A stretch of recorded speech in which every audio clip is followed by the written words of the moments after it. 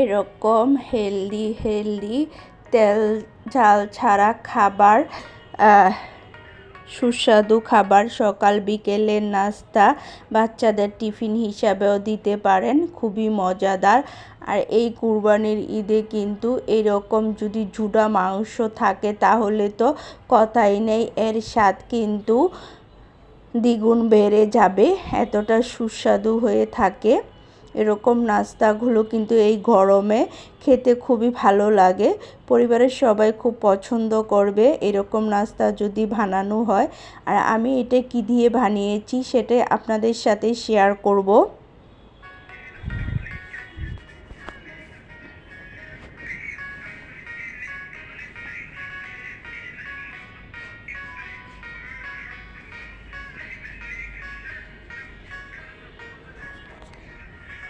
এরকম চিড়া যদি থেকে থাকে, আর চিড়া কিন্তু গরমে স্বাস্থ্যকর একটি খাবার, খুবই স্বাস্থ্যকর খাবার।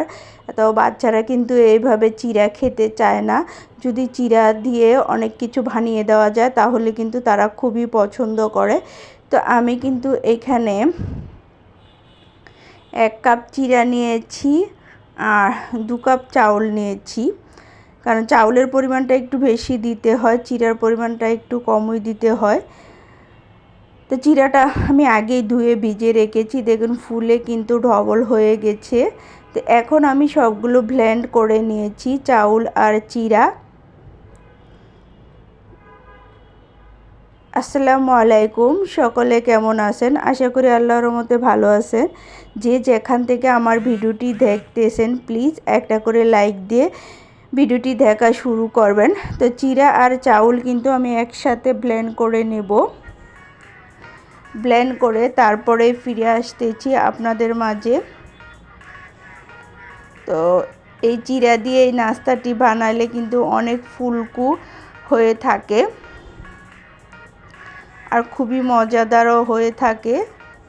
আর এই গরমে কিন্তু খুবই স্বাস্থ্যসম্মত একটি খাবার হলো চিড়া, গরমে অত্যাধিক সুস্বাদু খাবার।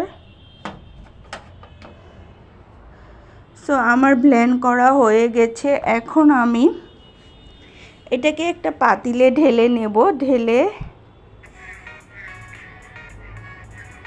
একটা সুন্দর ব্যাটার বানিয়ে নেব।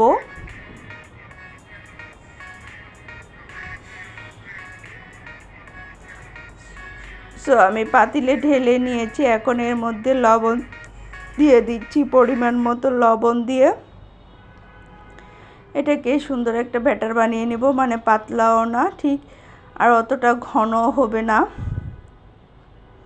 ব্যাটারটা কীরকম বানাচ্ছি দেখলেই বুঝতে পারবেন আপনারা।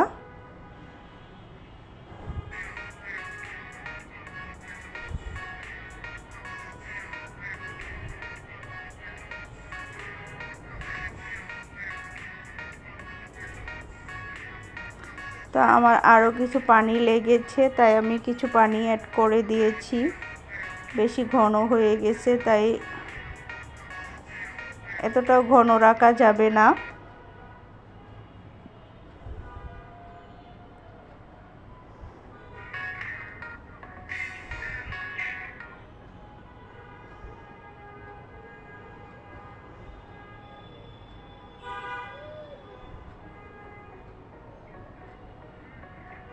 তো চলে আসলাম এখানে একটা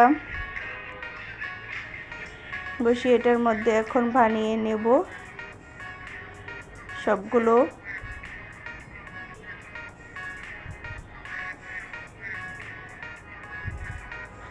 আসলে ফার্স্ট টাইম দিয়েছি, এটা একটু ঘন হয়েছে, এটা আর একটু পাতলা করতে হবে, তাহলে খুব সুন্দর করে দেওয়া যাবে। তো আরও পাতলা করে নিয়েছি, এখন দেখুন কতটা সুন্দর আর কতটা ফুলকো হয়, খুবই সুন্দর হয়েছে আর খেতেও কিন্তু দুর্দান্ত স্বাদ হয়ে থাকে। এটা যদি জুড়া মাংস দিয়ে খাওয়া হয় তাহলে তো কথাই নাই। এভাবে আমি সবগুলো বানিয়ে নেব।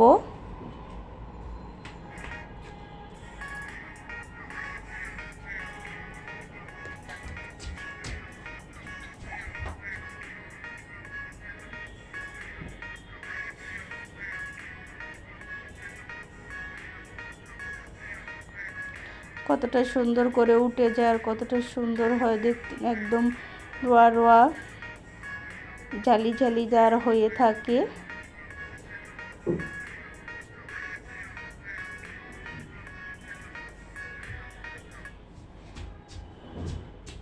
সবগুলো ঠিক এইভাবে বানিয়ে নিব।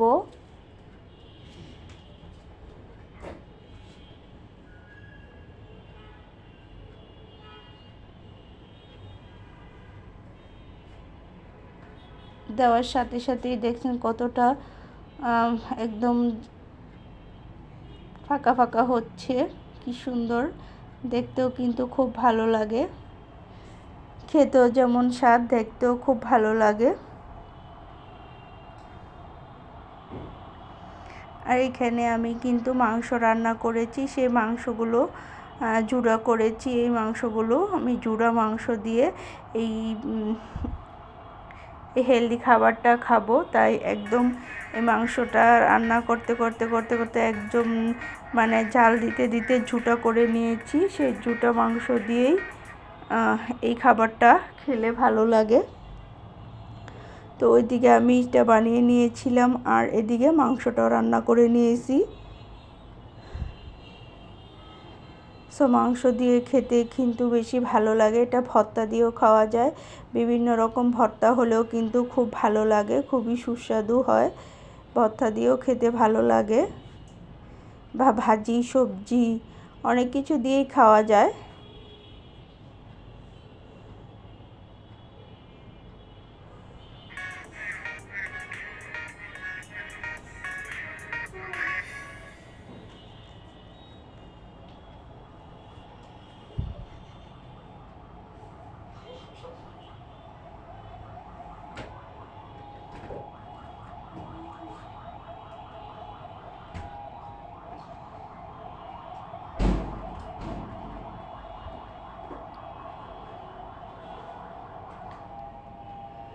সো মাংসটাও কিন্তু অনেকটাই নরম হয়ে গেছে, এই যে খলতে শুরু করেছে।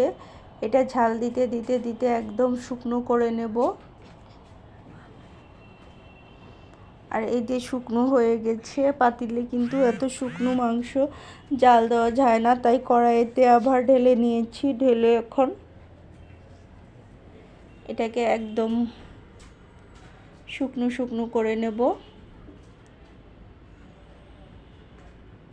ঠিক মাংসটা আমার এমন হয়েছে আর পিঠাগুলো এমন হয়েছে। এটা দিয়ে এই খাবারটা খেতে কিন্তু দারুণ স্বাদ লাগে। সো যারা যারা এতক্ষণ আমার ভিডিওটি দেখতেছেন, যদি ভিডিওর মধ্যে বা ভয়েসের মধ্যে কোনো ভুল ত্রুটি হয়ে থাকে তাহলে প্লিজ সকল বন্ধুদের কাছে অনুরোধ ক্ষমার দৃষ্টিতে দেখবেন। আজ এই পর্যন্তই, আবার কোনো ভিডিওতে দেখা হবে। এ পর্যন্তই বিদায় নিচ্ছি সবার কাছ থেকে। সবাই ভালো থাকবেন, সুস্থ থাকবেন। সবাইকে অসংখ্য অসংখ্য ধন্যবাদ। লাইক দিতে ভুলে গেলে লাইক দিয়ে দেবেন। আল্লাহ হাফেজ, আসসালামু আলাইকুম।